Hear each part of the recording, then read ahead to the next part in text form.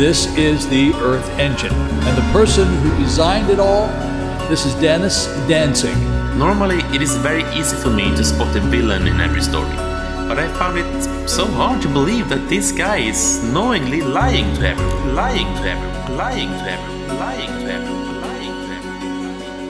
One of the most watched videos on the channel is the one about the Earth engine. It's about Dennis Danzik and his company Inductance Energy. They claim to have invented a magnetic propulsion machine that can generate free energy. One of these Earth engines was installed at Shooting Range Industries here in Las Vegas. After a quick Google search, we find that this is a company that Dennis himself is involved with. Here he makes an extraordinary claim that the Earth engine could power 4 to 5 households for a full year. One of these will do between 4 and 5 average homes. Now, shutting down and what startup? I mean, as far as... This never shuts off. Probably the most amazing device I have seen in my 80 years being on this Earth. Fellow YouTuber and general nice guy Ronald Crider was invited to one of Inductance Energy's facilities. He says that the Inductance Energy company is changing the world. They are changing the world. And the person who designed it all, this is Dennis Danzik. Angry commenters and followers of the so-called free energy movement has criticized me for not just buying into Danzik's story, and skeptics have blamed me for not going deep enough into debunking Danzik's claims. Yeah, they claim the machine is powered solely by permanent magnets. Most magnets will produce energy, right? But they dissipate over time. But more importantly, they don't create torque. What he has developed, which is really the secret to it, is it creates torque. And torque allows you to use it for many different applications.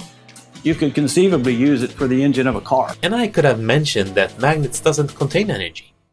So for the machine to work, it would have to break the first law of thermodynamics. Sure, I could have said that the Earth engine is just another scam in a line of many other scams. Machines that are never sold, stuck in development for years and only gets cancelled exactly in the moment when the investment money runs out. This engine, made by Turkish scammer Muammer Yildiz, is turned on by using a hammer. Yildiz say it is to disable the brake system. Well, it's much more likely that the tack is simply a way to theatrically disguise the sound of an on-off switch to the power supply. There was always at least one part that was never dismantled during demonstrations. Demonstrations that never lasted more than maximum 10 minutes. There's been several scams made with the Perendev power designs. Here's a demonstration where the only time it is running, you can't see the right side of the machine. There are tons of machines like this, none of them working, all making the same arguments as the Earth engine. Absolutely, I could have mentioned that, apart from some demos to the public, the Earth engine has never been demonstrated to actual scientists. But what's the point? Dennis himself doesn't seem to be interested in convincing the scientific world. I'm not even interested in debunking it. When starting a new venture, changing the world and making lots of money are almost always two of your biggest drivers. I'm sure that Dennis, at one point in time, aimed to change the world. The Earth engine's implications for the planet are no less than dramatic. But somewhere along the way, he must have realized that it was impossible. And there he was, with only one option left. Should he give up? Not Dennis. I've been with Dennis for 15 years. He doesn't give up. He looks for another avenue out. How could he capitalize on the non-functional Earth engine then? Well, a court decision from 2019 hints that he is prepared to do quite a lot to make money.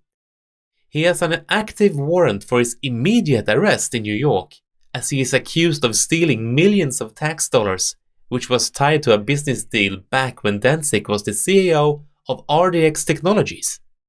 While RDX Technologies filed for bankruptcy, Danzik started up Inductance Energy to register information for IE.energy. The domain for Inductance Energy is RDX Technologies. That's interesting. On LinkedIn, Danzik himself doesn't mention anything from his career before Inductance Energy. It's almost like he is hiding something.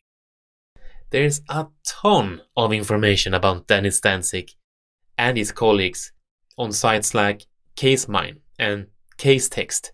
And if you want to dig further, go ahead. It will be an interesting read. Who else works at Inductance Energy? Currently, there are only 3 people on LinkedIn that still say they are working with them.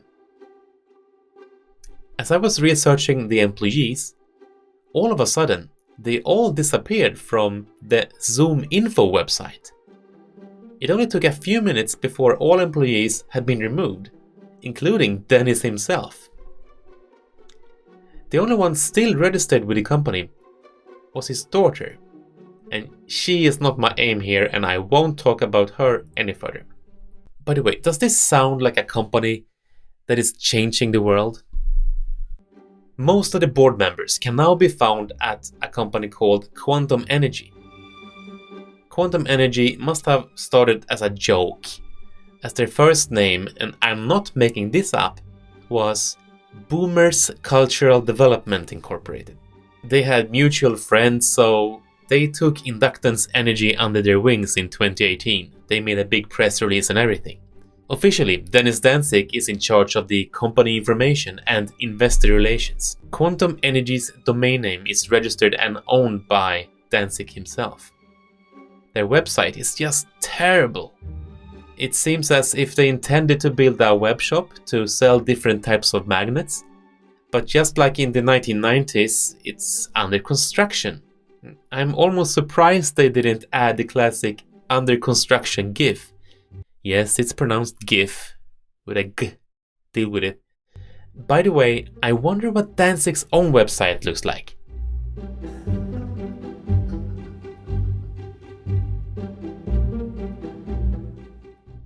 Oh, they have links to social media. This is literally just a link to Facebook. No, not their Facebook page, but to the actual start page of Facebook. The same with Twitter. The LinkedIn page actually goes to their own LinkedIn page, but they have a different logotype here. According to LinkedIn, Quantum Energy has 13 employees, 6 of them in the US, 3 in Pakistan, 2 in Tanzania, 1 in Switzerland, and 1 in other. I am neutral. It doesn't look very professional, but what can you expect with a failed specialist still on the payroll? The headquarters of Quantum Energy is squeezed in between a thrift shop and a pharmacy. You literally can't make this up. Nothing about this company seems right. I started to look into Quantum Energy even more. What I found was a trail of lies and card houses. Several articles describes new oil refineries proposed by a company that no one has ever heard of, Quantum Energy. Always big promises and press releases. Impressive, especially for a company with only 1 employee and with a head office you could rent by the hour. Nothing ever happened with any of the offers.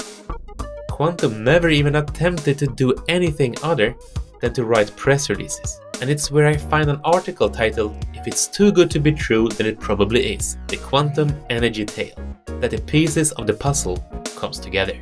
Andrew Kasich, the former CEO of Quantum Energy, went through a divorce. Alexis Bonogovsky writes, And from the divorce proceedings, it became quite clear that Kasich had used Quantum Energy and his other business entities to avoid taxes.